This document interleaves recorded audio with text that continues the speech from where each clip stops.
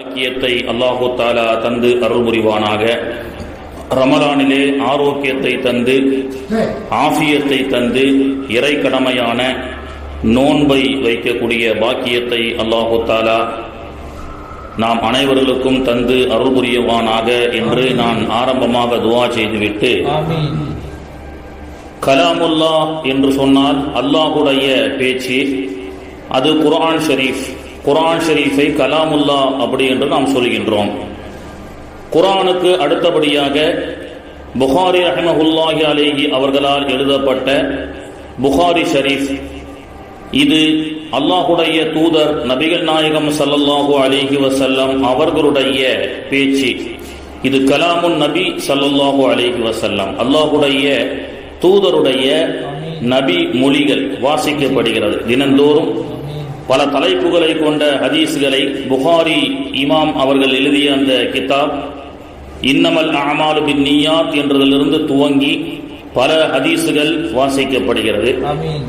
அதிலே சில ஹதீசுகளை பற்றி நாம் இப்பொழுது பார்க்கலாம். இன்னைக்கு உலகத்தில் டெக்னாலஜியான உலகம், எல்லா வகையிலும் இன்னைக்கு உலகத்தில் டெக்னாலஜி வளர்க்கப்பட்டிருக்கிறது, வளர்ந்து கொண்டே இருக்கின்றது.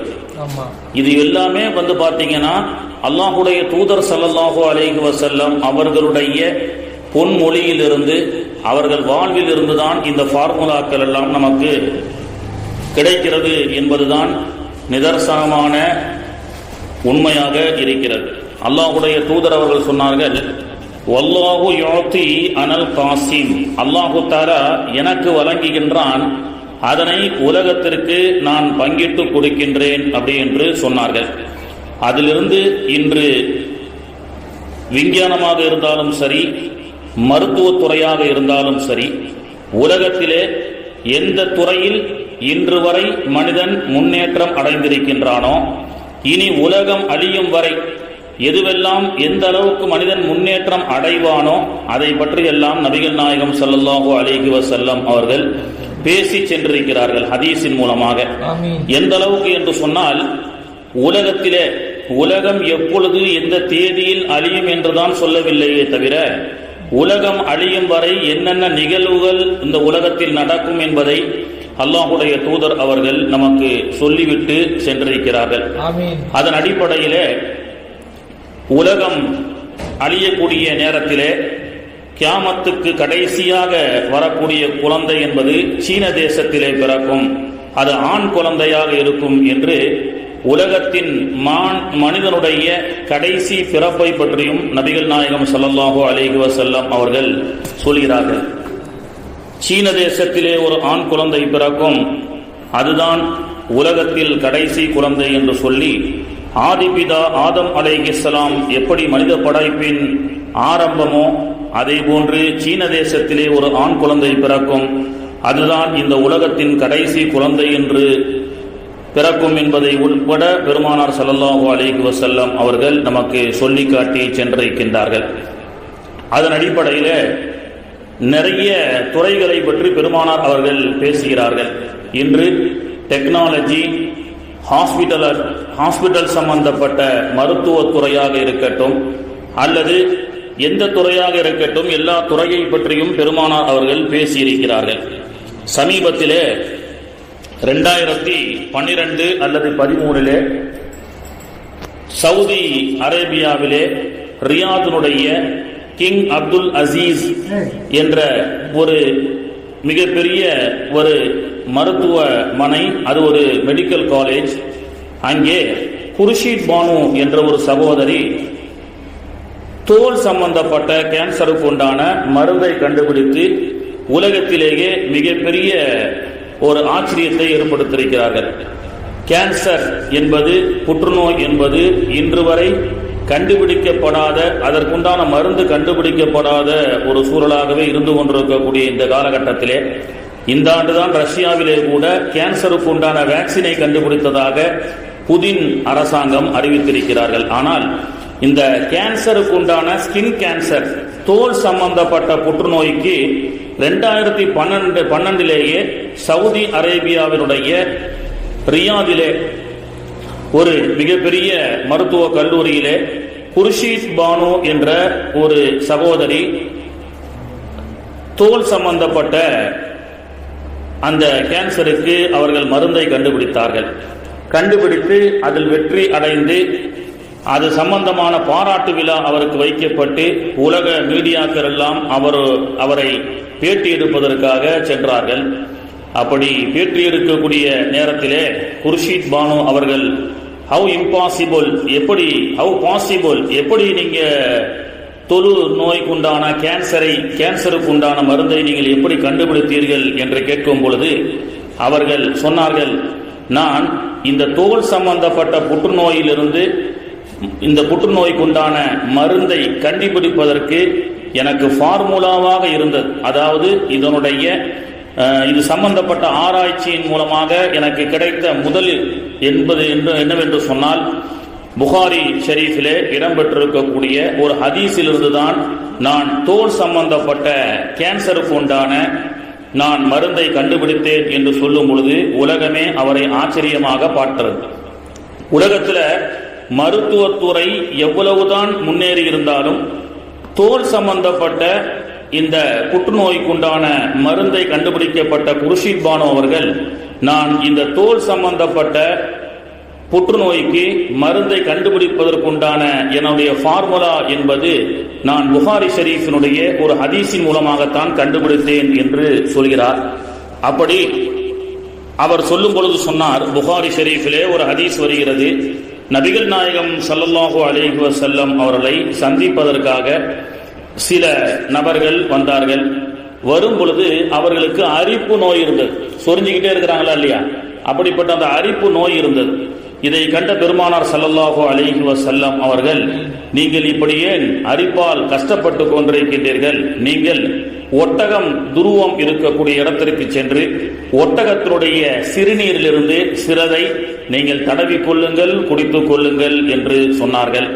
அப்படி அந்த மக்கள், புகாரியிலே வரக்கூடிய ஹதீஸ், அப்படி சொரிச்சலால் வரப்பட்ட அந்த மக்கள் அந்த ஒட்டகத்தினுடைய துருவத்தில் சென்று அதனுடைய சிறுநீரை மருந்தாக அவர்கள் என்ன செய்கிறார்கள், பயன்படுத்தி பிறகு அவர்களுக்கு குணமாகிவிட்டது.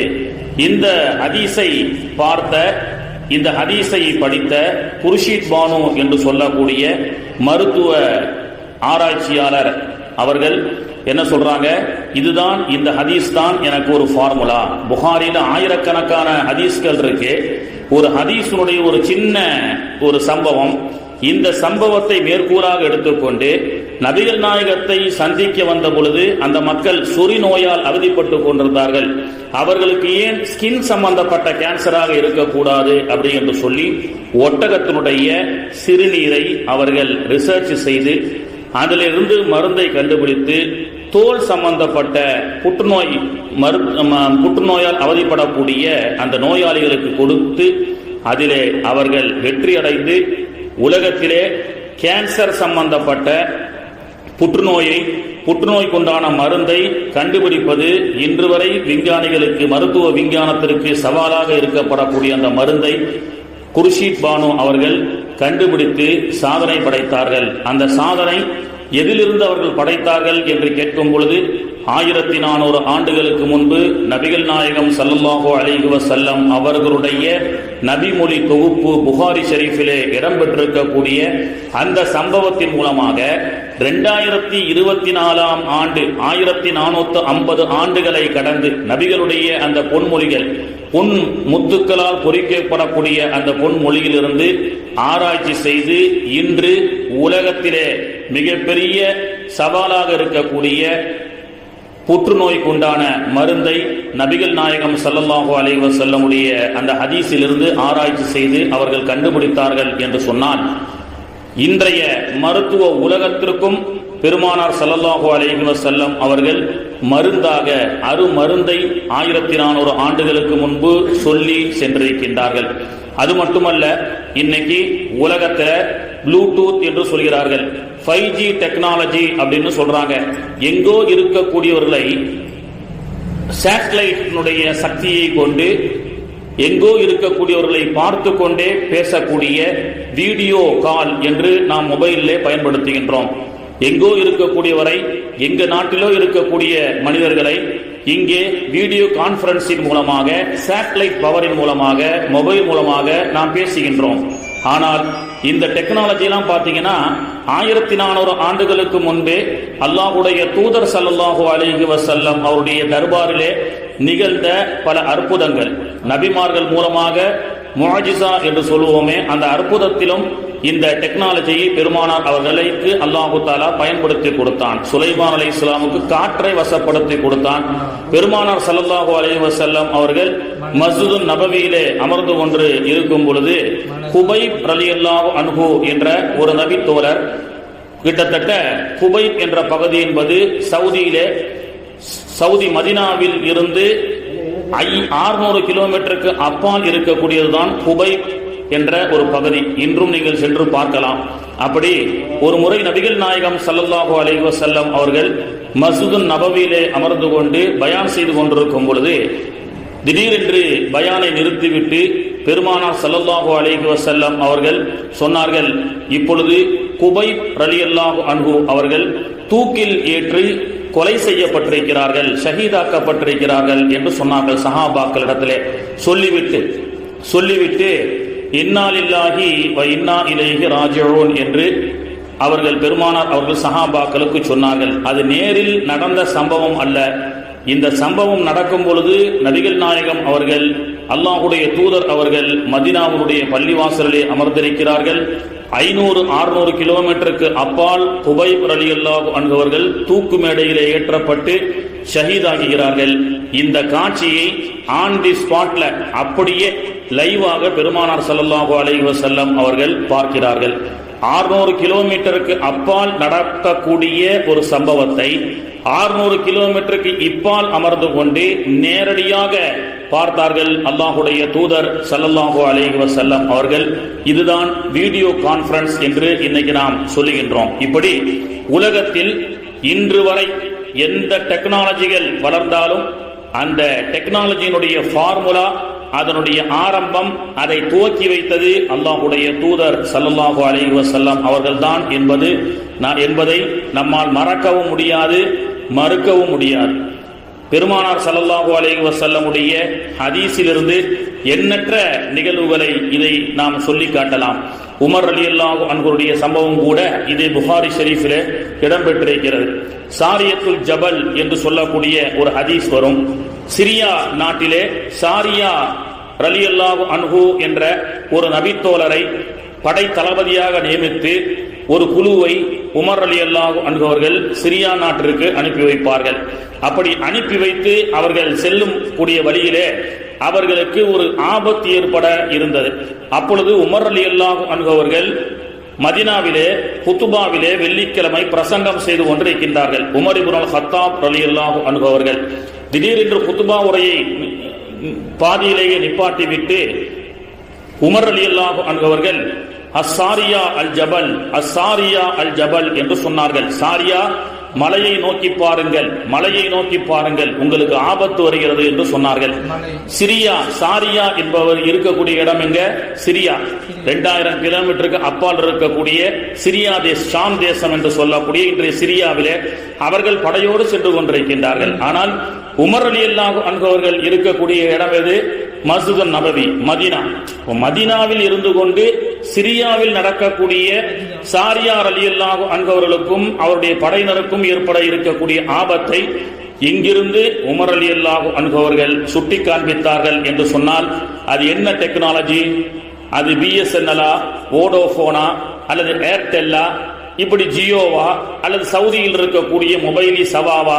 எந்த சேட்டலைட்டும் இல்லை, எந்த மொபைல் டெக்னாலஜியும் இல்லை. ஆனால் 1400 ஆண்டுகளுக்கு முன்பு அல்லாஹ்வுடைய தூதரை தொடர்ந்து அந்த அற்புதத்தை உமர் இப்னுல் கத்தாப் ரலியல்லாஹு அன்ஹு அவர்களுக்கு அல்லாஹ் தஆலா கொடுத்தான். அந்த வீடியோ ஸ்கைப்பினுடைய டெக்னாலஜியை பற்றி புகாரி ஷரீஃப் பேசி காட்டுகிறது. இந்த ஹதீஸ் புகாரியிலே இருக்கிறது. இப்படியாக வளர்ந்து வரக்கூடிய டெக்னாலஜியான காலம் என்று இன்று சொல்கின்றோமே, இந்த அனைத்து விதமான டெக்னாலஜி, மருத்துவத்துறை முன்னேற்றம் அனைத்தையும் புகாரி ஷரீஃப் பேசும், பெருமானாருடைய ஹதீஸ் பேசும், குர்ஆன் பேசும். இன்று கண்ணில் ஏற்படக்கூடிய புரை என்று சொல்கிறார்கள். கண்ணில் புரை வந்துருச்சு, ஆபரேஷன் செய்யணும் அப்படின்னு சொல்றாங்களா இல்லையா? இப்போ கண் புரைக்குண்டான நோயை சமீபத்தில் ஒரு இஸ்லாமிய டாக்டர் கண்டுபிடித்திருக்கிறார். கண் புரை அகற்றப்பட்டு கண்ணாடி இல்லாமலேயே கண் பார்வை வயசானதற்கு பிறகு நன்றாக செயல்படக்கூடிய ஒரு விஷயத்தை அவர் கண்டுபிடித்தார். இதை அவர் கண்டுபிடித்ததற்குண்டான ஃபார்முலாவாக அவர் சொல்கிறார், நான் குர்ஆனுடைய ஒரு வரலாறிலிருந்து தான் கண் புரைக்குண்டான கண் தெளிவாக பார்க்கக்கூடிய ஒரு டெக்னாலஜி, அதாவது மருந்து இல்லாமல் கண்ணாடி இல்லாமல் ஒரு மருந்து, ஒரு டிராப்ஸை கண்டுபிடிச்சிருக்கிறார். அந்த டிராப்ஸை போட்டாலே கண் பார்வை நல்லா தெரியும்னு சொல்லி, இது எதிலிருந்து கண்டுபிடிக்கப்பட்டதுன்னு சொன்னா மனிதனுடைய வேர்வையிலிருந்து கண்டுபிடித்தேன் அப்படின்னு சொல்றார். மனிதனுடைய வேர்வையிலிருந்து கண்டுபிடிக்கப்பட்டதை பற்றி குர்ஆன் என்ன பேசுகிறது? யூசுப் அலைஹிஸ்ஸலாம் அவருடைய வாப்பா, யூசுப் அலைஹிஸ்ஸலாம் அவருடைய வாப்பா அவர்களுக்கு கண் பார்வை தெரியவில்லை. அப்ப யூசுப் அலைஹிஸ்ஸலாம் என்ன செய்யறாங்க? இந்த யூசுப் அலைஹிஸ்ஸலாமுடைய வாப்பாவுக்கு யூசுப் நபி அணிந்த அந்த சட்டையை, வேர்வை உள்ள ஒரு சட்டையை கொண்டு போய் என் பாப்பா கிட்ட கண்ணில் வைக்க சொல்லுங்கன்னு சொன்னாங்க. அதை கண்ணிலே ஒத்துகிறார்கள். அவர்களுக்கு இழந்த கண் பார்வை மீண்டும் கிடைக்கிறது அப்படின்னு சொல்லி. அப்போ இழந்த கண் பார்வை ஒரு மனிதருடைய வேர்வை துளியால் மீண்டும் அவருடைய கண்ணுக்கு பார்வையை கொண்டு வர முடியும் என்பதை குர்ஆனுடைய திருவசனம் சொல்லி காட்டுவதை கொண்டு, இந்த ஃபார்முலாவை கொண்டு கண்ணுக்குண்டான குறைக்கும் கண்ணுக்குண்டான பார்வைக்கும் மருந்தை கண்டுபிடிக்கக்கூடிய டெக்னாலஜியை மனிதர்கள் கண்டுபிடித்திருக்கின்றார்கள்.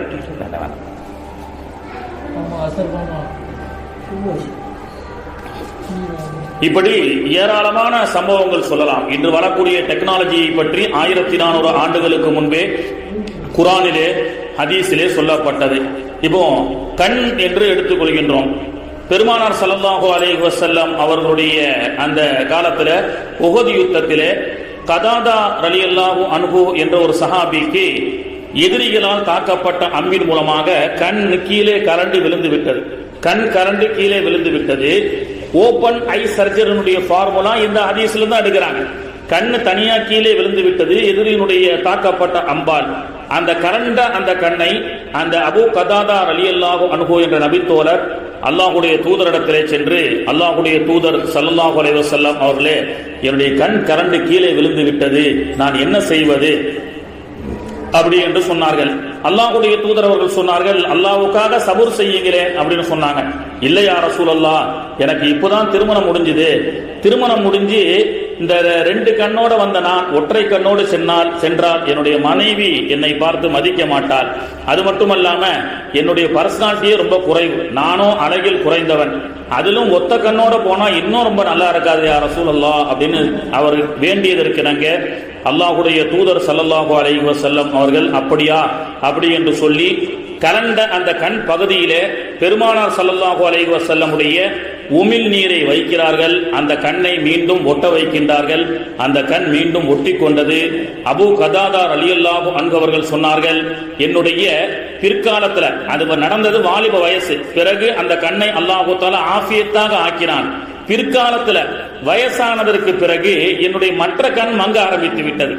ஆனால் அல்லாஹ்வுடைய தூதர் ஸல்லல்லாஹு அலைஹி வஸல்லம் அவருடைய உமிழ் நீரை கொண்டு ஒட்டப்பட்ட அந்த நூறுன் அலா நூர், அல்லாஹ்வுடைய தூதர் ஒரு நூர், அல்லாஹ்வுடைய தூதருடைய முபாரக்கான கரங்கள் பட்டு ஒட்டப்பட்ட அந்த கண் மட்டும் எனக்கு மரணமாகும் வரை ஆஃபியத்தாக இருந்தது. நான் வயசான பொழுது, அவர்கள் சொல்கிறார்கள், அபூ கதாதா ரலியல்லாஹுடைய வீட்டுல இரவு நேரத்துல விளக்கில்லாத அந்த காலத்துல ஊசி ஏதேனும் கீழே விழுந்தால் இருங்க தேடி பார்ப்பாங்களாம், பிள்ளைங்களாம், பேர பிள்ளைங்களாம், யாருக்கும் கண்ணுக்கு தெரியாது, இருங்க கதாதா தாத்தா வருவாரு, வந்து கண்டுபிடிச்சு எடுப்பாருன்னு சொல்லி வயசான காலத்துல கூட அந்த இருட்டில் கீழே விழப்பட்ட அந்த ஊசியையும் பார்த்து எடுக்கக்கூடிய ஒளியை அவர்கள் பெற்றார்கள். அது பெற்றதற்குண்டான பரக்கத் என்ன? அல்லாஹ்வுடைய தூதர் ஸல்லல்லாஹு அலைஹி வஸல்லம் அவர்களுடைய திருக்கரங்களால் ஓபன் ஐ சர்ஜரி செய்யப்பட்ட அந்த கண்ணை அல்லாஹு தஆலா ஆஃபியத்தாக ஆக்கி வைத்தான். அது மட்டுமல்ல, ஓபன் ஹார்ட் சர்ஜரி என்று சொல்கின்றார்கள். இருதயத்தை வெளியே கொண்டு வந்து இருதயத்தில் இருக்கக்கூடிய சில கோளாறுகளை சரி செய்து மீண்டும் பொருத்தக்கூடிய ஓபன் ஹார்ட் சர்ஜரி என்று சொல்கின்றார்களே, இதனுடைய ஃபார்முலா என்ன? அல்லாஹ்வுடைய இதுவும் ஹதீஸ் தான் நமக்கு பேசுகிறது, புகாரி பேசுகிறது. 1400 ஆண்டுகளுக்கு முன்பதாக நான் சொன்னதை போன்று இன்றைய 5G டெக்னாலஜி அல்ல, இன்னும் எத்தனை ஜி 100G வந்தாலும், எத்தனை டெக்னாலஜிகள் வந்தாலும் இந்த ஹதீஸ் அந்த டெக்னாலஜியை நமக்கு சொல்லிக் கொடுக்கும். அந்த டெக்னாலஜியினுடைய ஃபார்முலா அல்லாஹ்வுடைய தூதருடைய இந்த நபி மொழியாகவே அமைந்திருக்கும், அல்லாஹ்வுடைய கலாமாக அமைந்திருக்கும். அப்படி ஓபன் ஐ சர்ஜரி செய்யப்பட்ட வரலாறு ஹதீஸிலே வருகிறது. ஓபன் ஹார்ட் சர்ஜரி, இருதயத்தை எடுத்து ஆபரேஷன் செய்து மீண்டும் பொருத்தி இந்த உலகத்தில் மனிதனால் வாழ முடியும் என்ற அந்த டெக்னாலஜியினுடைய ஃபார்முலா கூட மேராஜ் அன்று அல்லாஹ்வுடைய தூதர் ஸல்லல்லாஹு அலைஹி வஸல்லம் அவர்கள் உம்முஹானி ரலியல்லாஹு அன்ஹா அவருடைய வீட்டிலே தங்கி இருக்கும் பொழுது ஜிப்ராயில் அலைஹிஸ்ஸலாம் மலக்குகளோடு வந்து மேராஜுக்கு ரசூலுல்லாஹ்வை அழைச்சி செல்வதற்கு முன்பு கல்பை, நெஞ்சை பிளந்து கல்பை ஹார்ட்டை எடுத்து ஜம்சம் தண்ணீரால் கழுகி மீண்டும் பொருத்தப்பட்டது. அதை பற்றி இமாம் மௌலுது ஷரீஃபிலே பூஸ்ரி இமாம் அவர்கள் அழகாக சொல்லிக் கொடுப்பார்கள்.